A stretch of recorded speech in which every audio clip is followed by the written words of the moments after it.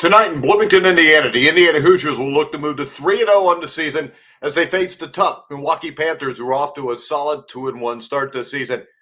Milwaukee split games with Hampton and Wofford in the first week, but they delivered their most impressive result of the early campaign, blitzing Little Rock on 92-72. Little Rock was the toughest opponent Milwaukee has played so far, and they passed that test with flying colors. Head coach Bart Lundy has turned Milwaukee into a consistent mid-major threat, winning 20 or more games in all three of his seasons at the helm. His team has always been good on the offensive boards, placing inside the top 60 nationally in offensive rebounding in each of the last three seasons. This year, it's the guard play that stood out for Milwaukee through three games. Seth Hubbard, Amar Aguilar, and Stevie Elm are the leading scorers for the Panthers, and there are only three players averaging double digits. Now, Milwaukee tallied 21 offensive boards in the first showing against Hampton. And while this season's bigs aren't as dynamic as last season's, Lundy's preferred approach of generating second chances should still hold true as the sample size grows.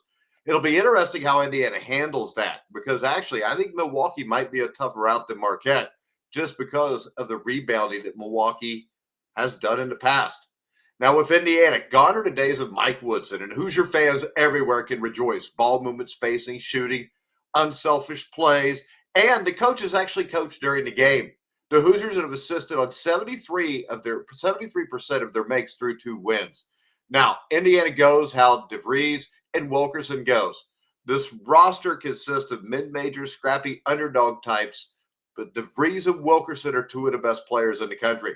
The Hoosier front court is where they project to be vulnerable, but Reed Bailey is a skilled offensive-minded big. He cannot afford to get in foul trouble. Sam Alexis, the Florida role player, is the bruiser, will likely play the lion's share of minutes. Add it all up, and this feels like a good sell high point for Indiana. While the Hoosiers' start has been nothing short of amazing, Wilkerson and DeVries are due for some shooting regression, and the rest of the supporting cast hasn't shown much to be excited about.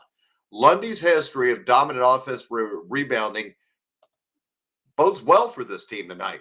Now, I think the Hoosiers win, but I think 23.5 points, which is what the line is way too much.